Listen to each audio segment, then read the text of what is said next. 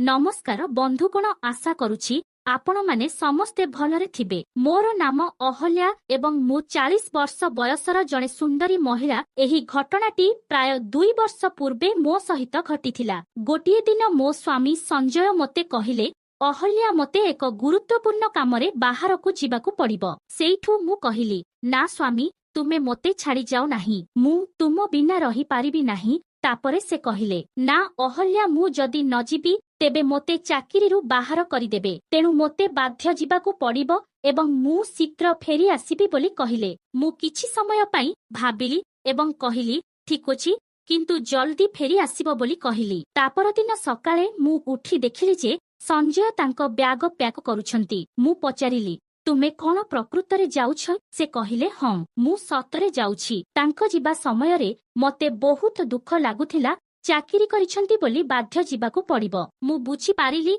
आउ चुपचाप होई बसी रहिली। आमे गतकाली रातिरे एहा विषयरे कथा होइथिलु जे मु कहिली, संजय आमर केवल गोटिए पुओ अछि। आमर छोट राजकुमार पई आमकू तार शिक्षा, तार लालन पालन एवं तापरे तार विवाह व्यवस्था करिबाकू पड़िबो। तेणु सबु किछि पछरे छाड़ी जिबा ठीक नुहे। से हसी कहिले, एहा केवल गोटिए वर्ष अहल्या, तापरे मु फेरी आसीबी एवं आमे समस्ते खुशीरे बंचिबा। मु केवल मो स्वामींको पई परमेश्वरंकू प्रार्थना करी कहिली, ठीक अछि जाओ।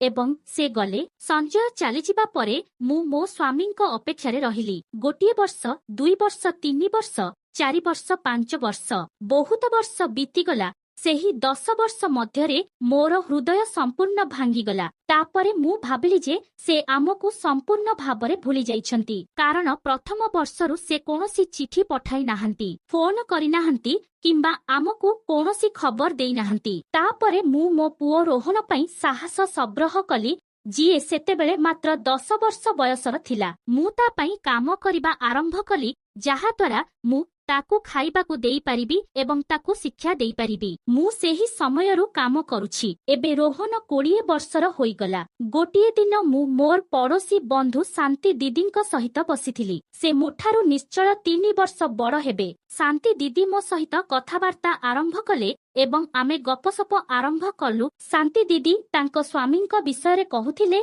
से तांकू किपरि एते भल पांती एवं प्रतिदिन तांकू बहुत खुशी करंती। से एहा मध्य कहुथिले जे से किपरि तांको मन नथिले मध्य तांकू बुझाई पारंती। से तांको प्रेम एवं हसरे तांकू बुझाई पारंती। जेतेबेले मु शांति दीदींको ठारू ए सबु सुनिली, मु हसी हसी कहिली, दीदी तुमे बहुत भाग्यवान। मते देख, मु एते वर्ष धरी एका अछि। संजय चलीगले एवं मते भूलीगले, कौनसी स्थानरे हजिगले। मु एहा कहिबा समयरे मो आखिरु लुह झरी आसिला। तापरे शांति दीदी कहिले, अहल्या तुमे काहिकी कांदुछ? तुमे एबे भी युवती एवं सुंदर। दुनियार जे कोनसी पुरुष तुमको चाहिब, से तुमको विवाह करिबाकू राजी हेब। तेबे तुमे कोर्ट को जाई संजय को छाड़पत्र देई पुणी विवाह काहिकी करुनाहम? कारण तुमे मध्य प्रेम चाहुछ। तुमे जणे महिलार समस्त खुशी चाहुछ। तापरे शांति दीदी एते आग्रहर सहित एते कथा कहिबा आरंभ कले जे मु सेगुडीकू एठारे वर्णना मध्य करि परिबी नाही। जदि तुमे प्रकृतरे से मते जाहा कहिथिले ताहा सुनिबाकू चाहुछ, तेबे आमकू अन्य एक मंचकू आसिबाकू पड़िबो, कारण आमे एठारे सबु करि परिबा नाही। जाहा हेउ मु हसुथिली एवं तांको कथा उपभोग करुथिली। तापरे मु मजारे कहुथिली, दीदी तुम स्वामी तुम सहित प्रेम करिबाकू तुमे तांकू ताहा करिबाकू बाध्य कर कि? से हसी कहिले, हम निश्चित भाबरे मु बहुत बाध्य कराइछि। जदि से 2 किंबा 3 दिन पई किछि न करंती, तेबे मु तांकू बहुत बाध्य कराई देबी। तापरे से रागी जाई नाळुअंक परी अध घंटा पर्यंत मते पूरा गड़ेईत देई बहुत मजा करंती। दीदींको कथा सुनी मो मन खाली कनकन होई कुंडेई लागुथाए। आउ एबे मो हृदय एवं मन जली उठिथिला, कारण मो स्वामी मो पाखरे नाहंती। तापरे शांति दीदी उठी कहिले, मु एबे जाउछिलो, मो स्वामी किछि समय मध्यरे फेरी आसिबे एवं आमे मजा करिबु। एवं शांति दीदींको कथा मते गभीर भावरे विचलित कला। आउ मते भारी अनुभव हेला। किछि समय सेठारे बसिबा परे मु रोसेई करिबाकू रोसेई घरकू गली। मो पुओ रोहन एबे भी सोइथिला। किछि समय परे से उठी रोसेई घरकू आसी कहिले, ମା 2 କପ ଚାହା ତିଆରି କର, ମୁଁ ପିଇବାକୁ ଇଚ୍ଛା କରୁଛି। ତାପରେ ମୁଁ କହିଲି ଠିକ୍ ଅଛି ପୁଅ, କିଛି ସମୟ ଅପେକ୍ଷା କର, ମୁଁ ତିଆରି କରି ଆଣୁଛି। କିନ୍ତୁ ତାପରେ ସେ ମୋ ପାଖକୁ ଆସିଲେ। ତାପରେ କୌଣସି କାରଣରୁ ମୁଁ ଏକ ଅଜବ ଅନୁଭବ କଲି, କିନ୍ତୁ ରୋହନ ମୋ ପାଖକୁ ଆସିବାକୁ ଚେଷ୍ଟା କରିଚାଲିଲା। ପ୍ରତ୍ୟେକ ଥର ସେ ଏତେ ପାଖକୁ ଆସୁଥିଲା ଯେ ମୁଁ ଭୟଭୀତ ହୋଇଯାଉଥିଲି। ଶେଷରେ ଥକ୍କା ଲାଗି ମୁଁ ରୋଷେଇ ଘର ଛାଡ଼ି ହଲରେ ବସିଲି। ତାପରେ ମୋ ମନରେ ଗୋଟିଏ ଭାବନା ଆସିଲା, କଣ ହେଉଛି, ମୋ ପୁଅ ଏତେ ଶୀଘ୍ର କିପରି ବଡ଼ ହେଲା ଏବଂ ସେ କାହିଁକି ମୋ ପଛେ ପଛେ ଯାଉଛି? ମୁଁ ସମ୍ପୂର୍ଣ୍ଣ ବିସ୍ମିତ ହୋଇଗଲି। ଭାବୁଥିଲି ମୋ ପୁଅ ଏପରି କାହିଁକି ବ୍ୟବହାର କରୁଛି। 5 ଦିନ ଏପରି ବିତିଗଲା, କିନ୍ତୁ ସେହି 5 ଦିନ ମଧ୍ୟରେ ପ୍ରତ୍ୟେକ ରାତିରେ ମୁଁ ରୋହନ ରୁମ୍ରୁ ଅଜବ ଶବ୍ଦ ଶୁଣୁଥିଲି। ପ୍ରଥମେ ମୁଁ ଭାବିଥିଲି ଯେ ସେ ଫୋନ୍ରେ କାହା ସହିତ କଥା ହେଉଛି, କିନ୍ତୁ ତାପରେ ମୁଁ ସନ୍ଦେହ କରିବାକୁ ଲାଗିଲି ଯେ ତାଙ୍କ ସହିତ ଆଉ କେହି ଅଛନ୍ତି। ମୁଁ କେବେ ତା ଗୋପନୀୟତାରେ ପ୍ରବେଶ କରିନଥିଲି। ତା ବିନା ଅନୁମତିରେ ମୁଁ ତା ରୁମ୍ରେ ପ୍ରବେଶ କରିନଥିଲି। କେବେ ତାଙ୍କ ଜିନିଷକୁ ମଧ୍ୟ ଛୁଇଁ ନଥିଲି। କିନ୍ତୁ ଏହା ଗୋଟିଏ ସପ୍ତାହ ପର୍ଯ୍ୟନ୍ତ ଜାରି ରହିଲା। ତାପରେ ପ୍ରତ୍ୟେକ ରାତିରେ ସେହି ସମାନ ଶବ୍ଦ, ସେହି ସନ୍ଦେହ ମୋତେ ପାଗଳ କରିଦେଲା। ମୁଁ ଭାବିବାକୁ ଲାଗିଲି ଯେ ସେ କୌଣସି ଝିଅଙ୍କୁ ଆଣିଛି କି, ଏବଂ ମୁଁ ମୋ ରୁମ୍ରେ ଶୋଇବା ସମୟରେ ସେ କାହା ସହିତ ରାତି ବିତାଉଛି କି। ଶେଷରେ ଗୋଟିଏ ରାତିରେ ମୁଁ ସତ୍ୟ ଜାଣିବାକୁ ନିଷ୍ପତ୍ତି ନେଲି। ସେହି ରାତିରେ ମୁଁ ନିଦ ପାଇଲି ନାହିଁ। ମୁଁ ଆଖି ଖୋଲା ରଖିଲି। ତାପରେ ଯେତେବେଳେ ରୋହନ ବିଳମ୍ବିତ ରାତିରେ ଘରକୁ ଫେରିଲା, ମୁଁ କିଛି ସମୟ ପାଇଁ ବସି ରହିଲି। ତାପରେ ସେ ତାଙ୍କ ରୁମ୍କୁ ଗଲା। ସେ ଭିତରକୁ ଯିବାର କିଛି ସମୟ ପରେ ପୁଣି ସମାନ ଶବ୍ଦ ଆରମ୍ଭ ହେଲା। ରାତି 12ଟା ବାଜିଥିଲା, ତେଣୁ ମୁଁ ନିଷ୍ପତ୍ତି ନେଲି ଯେ ମୋତେ ଦେଖିବାକୁ ପଡ଼ିବ। ତାପରେ ମୁଁ ସାହସ ସଂଗ୍ରହ କରି ତାଙ୍କ ରୁମ୍ର କବାଟ ଫାଟ ଦେଇ ଚାହିଁବାକୁ ଚେଷ୍ଟା କଲି, କିନ୍ତୁ ମୁଁ କିଛି ଦେଖିପାରିଲି ନାହିଁ, କାରଣ ତାଙ୍କ ବିଛଣା ଦ୍ୱାର ଆଡ଼କୁ ମୁହଁ କରି ନଥିଲା ଏବଂ କୋଠରୀ ଅନ୍ଧାର ଥିଲା। ରୋହନ ବୋଧହୁଏ ବିଛଣା ଆଡ଼କୁ ପିଠି କରି ବସିଥିଲା।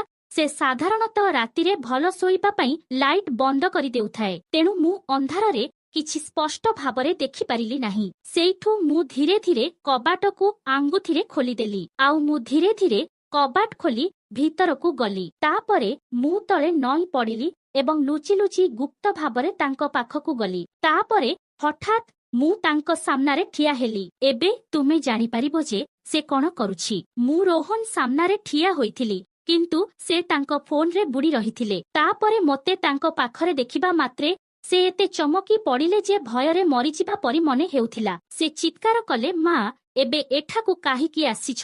ଏବଂ ତାପରେ ମୁଁ ଶୀଘ୍ର ଲାଇଟ୍ ଜାଳିଦେଇ ରାଗି ପଚାରିଲି, ତୁମେ ଏ କଣ ଦେଖୁଛ? ଏଥିରେ ସେ ଭୟଭୀତ ହୋଇ କହିଲେ, ମା, ତୁମେ ମୋତେ ପୁରା ଭୟଭୀତ କରିଦେଲ। ତାପରେ ମୁଁ ପଚାରିଲି, ପୁଅ, ଏସବୁ କଣ ଚାଲିଛି? ସେ କହିଲା, ମା, ତୁମେ କେତେବେଳେ ଆସିଛ ଆଉ ତୁମେ କିପରି ଆସିଛ? ତୁମେ ଭୂତ ପରି ଗୁପ୍ତ ଭାବରେ ଭିତରକୁ ପଶି ଆସିଛ। ମୁଁ ହସି କହିଲି, ହେ ପୁଅ, ମୁଁ ସିଧା କବାଟ ଦେଇ ଭିତରକୁ ଆସିଲି। ତୁମେ ତୁମର ମୋବାଇଲ ଫୋନ୍ରେ ଏତେ ହଜିଯାଇଥିଲ ଯେ ତୁମେ ମୋତେ ମଧ୍ୟ ଜାଣିପାରିଲ ନାହିଁ। ତାପରେ ରାଗରେ ମୁଁ ତାଙ୍କ କମ୍ବଳ ଟାଣି ସବୁକିଛି ସ୍ପଷ୍ଟ ଭାବରେ ଦେଖିଲି। ମୁଁ କହିଲି, ଏହା କଣ ରୋହନ, ତୁମେ ବଡ଼ ହୋଇଗଲ କି? ସେ ଲାଜରେ ମୁଣ୍ଡ ନୁଆଇଁ ଉତ୍ତର ଦେଲେ, ମା, ମୁଁ ସବୁବେଳେ ଛୋଟ ହୋଇ ରହିଥିବି କି? ତାପରେ ମୁଁ ତା ଫୋନ୍ ଛଡ଼େଇ ଆଣିଲି, ଆଉ ମୁଁ ଫୋନ୍ ଦେଖିବା ମାତ୍ରେ ମୋର ଆଖି ବଡ଼ ହୋଇଗଲା। ସେ ସମସ୍ତ ପ୍ରକାରର ଜିନିଷ ଦେଖୁଥିଲେ ଏବଂ ସମ୍ପୂର୍ଣ୍ଣ ଆରାମରେ ନିଜକୁ ଉପଭୋଗ କରୁଥିଲେ। ମୁଁ ରାଗରେ କହିଲି, ଏହା ସବୁ ବିପଦପୂର୍ଣ୍ଣ, ଏହା ତୁମ ପାଇଁ କ୍ଷତିକାରକ, ଏହାକୁ ଦେଖ ନାହିଁ, ଏହା ଭୁଲ। ତାପରେ ସେ କହିଲା, ତେବେ ମୁଁ କଣ କରିବା ଉଚିତ ମା? ମୋତେ ଅନ୍ୟ କୌଣସି ଉପାୟ କୁହନ୍ତୁ। ଆଉ କହିଲା, ମା, ସମସ୍ତ ପୁଅମାନେ ଏହା କରନ୍ତି। ଏହା ଶୁଣି ମୁଁ ତୁରନ୍ତ ତାକୁ ଗାଳି ଦେଇ କହିଲି, ନା ପୁଅ, ଏହା ଆଦୌ ଭଲ ନୁହେଁ। କେହି ଏପରି କରନ୍ତି ନାହିଁ। ଏପରି ବାଜେ କଥା କୁହ ନାହିଁ। ତୁମେ ଏକମାତ୍ର ଏପରି ପିଲା ଯିଏ ଏହି ଘୃଣ୍ୟ କାମ କରୁଛି। ତୁମେ ଟିକେ ସତର୍କ ରହିବା ଉଚିତ। ତୁମର ସ୍ୱାସ୍ଥ୍ୟର ଯତ୍ନ ନେବା ଉଚିତ। ନଚେତ୍ ଯଦି ତୁମେ ଏହା କର, ତେବେ ସବୁକିଛି ନଷ୍ଟ ହୋଇଯିବ। ଏହା ଉପରେ ସେ ହସି ହସି କହିଲା, ହେ ମୋର ପ୍ରିୟ ମା, ଆସ ମୋ ପାଖରେ ବସି ଏହି ଦୃଶ୍ୟ ଦେଖ। ତାପରେ ସେ ତାଙ୍କ ମୋବାଇଲରେ ଏକ ଭିଡିଓ ଲଗାଇଲେ, ଯେଉଁଥିରେ ଜଣେ ପୁଅ ଏବଂ ଜଣେ ମହିଳା ଥିଲେ। ତାପରେ ମୁଁ ରାଗି କହିଲି, ରୋହନ, ଏସବୁ କଣ ଚାଲିଛି? ତୁମେ ଏହାକୁ ଏପରି କାହିଁକି ପସନ୍ଦ କରୁଛ? ଏସବୁ ବହୁତ ଖରାପ ଜିନିଷ। ତାପରେ ସେ କହିଲା, ଏହା ଦେଖିଲେ ବହୁତ ମଜା ଲାଗୁଛି। ଏହା କହିବା ସମୟରେ ସେ ବାରମ୍ବାର ମୋ ପାଖକୁ ଆସିବାକୁ ଚେଷ୍ଟା କରୁଥିଲେ ଏବଂ ସେହି ଭିଡିଓ ଦେଖିବା ପରେ ମୁଁ ବିଚଳିତ ହେଉଥିଲି କାରଣ ମୋ ମସ୍ତିଷ୍କର ତାରଗୁଡ଼ିକ ଥରି ଉଠିଥିଲା କାରଣ ସେହି ଭିଡିଓରେ ମଧ୍ୟ ସେହି ମହିଳା ବହୁତ ଖୁସି ଏବଂ ସମ୍ପୂର୍ଣ୍ଣ ବୁଡ଼ି ଯାଇଥିଲେ ଏବଂ ସେହି ପୁଅ ତାଙ୍କୁ ମମି ମୋ ପାଖକୁ ଆସ ବୋଲି ଡାକୁଥିଲା ଆଉ ସେହି ମହିଳା ବହୁତ ମଜା କରୁଥିଲା। ସବୁ କିଛି ଏତେ ଖୋଲା ଏବଂ ମଜାଦାର ଥିଲା ଯେ ମୁଁ ସମ୍ପୂର୍ଣ୍ଣ ସ୍ତବ୍ଧ ହୋଇଗଲି। ତାପରେ ହଠାତ୍ ରୋହନ କହିଲା, ମା ତୁମେ ମଧ୍ୟ ଏହାକୁ ଚେଷ୍ଟା କରିବା ଉଚିତ। ଏହା ବହୁତ ମଜାଦାର ହେବ। ଏହା ସହିତ ସେ ମୋ ପାଖକୁ ଆସିଲେ ଏବଂ ମୁଁ ପୁରା ନାରେଇ ଗଲି। କିଛି ସମୟ ପରେ ସେ ପୂର୍ଣ୍ଣ ଉତ୍ସାହରେ ତରଭୁଜ ଖାଇବା ଆରମ୍ଭ କଲେ ଯେପରି ସେ ବହୁତ ଭୋକରେ ଥିଲେ। ତଥାପି ମୁଁ ସେହିପରି ଉତ୍ସାହିତ ଥିଲି। ସେ ମୋ ସହିତ ଗୋଟିଏ ଘଣ୍ଟାରୁ ଅଧିକ ସମୟ ପାଇଁ ଶୋଇ ରହିଲେ। ଶେଷରେ ଆମେ ଦୁହେଁ କ୍ଳାନ୍ତ ହୋଇଗଲୁ ଏବଂ ଆମ ନିଜ ନିଜ ସ୍ଥାନରେ ଶୋଇବାକୁ ଗଲୁ। ସେହିଦିନ ପରେ ଏହା ଆମର ନୀତିଦିନିଆ କାମ ହୋଇଗଲା। ସକାଳେ ଆମେ ନିଜ ନିଜ କାମକୁ ଯାଉଥିଲୁ ଆଉ ସନ୍ଧ୍ୟାରେ ଫେରିବା ପରେ ସମାନ ପ୍ରେମ, ସମାନ ମଜା। ଦିନ, ସପ୍ତାହ ଏବଂ ମାସ ଏହିପରି ବିତିଗଲା। କିନ୍ତୁ ଏବେ ଆମେ ଦୁହେଁ ପରସ୍ପର ସହିତ ବହୁତ ଖୁସି ଥିଲୁ। ତାପରେ ଏହା ଏତେ ତୀବ୍ର ହୋଇଗଲା ଯେ ମୁଁ ଅନୁଭବ କଲି ଯେ ମୁଁ ରୋହନ ବିନା ରହିପାରିବି ନାହିଁ। ଥରେ ଦୁଇଥର ଗୋଟିଏ ସପ୍ତାହ, ଗୋଟିଏ ମାସରେ ମୁଁ ତାଙ୍କ ପ୍ରତି ଆକର୍ଷିତ ହୋଇଗଲି। କିନ୍ତୁ ଗୋଟିଏ ଦିନ ରୋହନ ହଠାତ୍ କହିଲା, ମା ଆମେ ଯାହା କରୁଛୁ ତାହା ଭୁଲ, ଏହା ଠିକ୍ ନୁହେଁ। ମୁଁ ମୁଣ୍ଡ ହଲାଇଲି। ହଁ ମୋ ପୁଅ, ମୁଁ ମଧ୍ୟ ସମାନ କଥା ଭାବୁଥିଲି। ତାପରେ ଆମେ ଅଟକି ଗଲୁ। ତାପରେ ସେ କହିଲା, ମା ମୁଁ ଏବେ ବଡ଼ ହୋଇଗଲିଣି। ମୁଁ ଆଉ ଏହା କରିପାରିବି ନାହିଁ। କିନ୍ତୁ ଏହା ମୋ ପାଇଁ ସହଜ ନଥିଲା କାରଣ ମୁଁ ଏଥିରେ ଅଭ୍ୟସ୍ତ ଥିଲି। ତେଣୁ ମୁଁ ଏକା ସମାନ କାମ କରିବାକୁ ଆରମ୍ଭ କଲି। ଭିଡିଓ ଦେଖୁଥିଲି, ନିଜକୁ ସନ୍ତୁଷ୍ଟ କରୁଥିଲି କାରଣ ରୋହନ ଏସବୁ ବନ୍ଦ କରିଦେଇଥିଲା। ଏବେ ରୋହନ ମୋତେ ବାରମ୍ବାର କହୁଥିଲା ଯେ ସେ ବିବାହ କରିବାକୁ ଚାହୁଁଛି କିନ୍ତୁ ମୋର ହୃଦୟ ରାଜି ହେଉନାହିଁ। ସେଥିପାଇଁ ମୁଁ ଚାହୁଁନାହିଁ ଯେ ସେ ଅନ୍ୟ କୌଣସି ଝିଅ ସହିତ ଏପରି କରୁ କାରଣ ମୁଁ ଚାହୁଁଛି ଯେ ସେ ମୋ ସହିତ ପୂର୍ବ ପରି ରହୁ। କିନ୍ତୁ ମୁଁ ଏହା ମଧ୍ୟ ଜାଣେ ଯେ ଏହା ଭୁଲ। ତେଣୁ ମୁଁ ନିଜକୁ ଅଟକାଇ ରଖିଛି। ଯାହା ହେଉନା କାହିଁକି ମୁଁ ନିଷ୍ପତ୍ତି ନେଇଛି ଯେ ମୁଁ ଆଉ କେବେ ତାକୁ ଏପରି କିଛି କହିବି ନାହିଁ। ଏବେ ମୁଁ ବହୁତ କଷ୍ଟ ପାଉଛି କାରଣ ମୁଁ ତାକୁ ଭଲ ପାଏ କିନ୍ତୁ ମୁଁ ଡର ମଧ୍ୟ କରୁଛି କାରଣ ମୁଁ ଜାଣେ ଏହା ଭୁଲ। ଏବଂ ଶାନ୍ତି ଦିଦି ମୋତେ କହିଥିଲେ ଯେ ମୁଁ ସଞ୍ଜୟଙ୍କୁ ଛାଡ଼ପତ୍ର ଦେଇ ଅନ୍ୟ କାହାକୁ ବିବାହ କରିବା ଉଚିତ କିନ୍ତୁ ମୁଁ ତାହା କରିପାରିନଥିଲି। ବିବାହ ମୋର ବର୍ତ୍ତମାନର ପରିସ୍ଥିତି ଅପେକ୍ଷା ଭଲ ହୋଇଥାନ୍ତା। ତେଣୁ ମୁଁ ଜାଣିନାହିଁ କଣ କରିବି। ଦୟାକରି ମୋତେ କୁହନ୍ତୁ ମୁଁ ଏହାକୁ ଛାଡ଼ିଦେବି କି ନା ଆଉ କଣ। ମୋର ଘଟଣାକୁ ଏଠାରେ ଶେଷ କରୁଛି। ଧନ୍ୟବାଦ।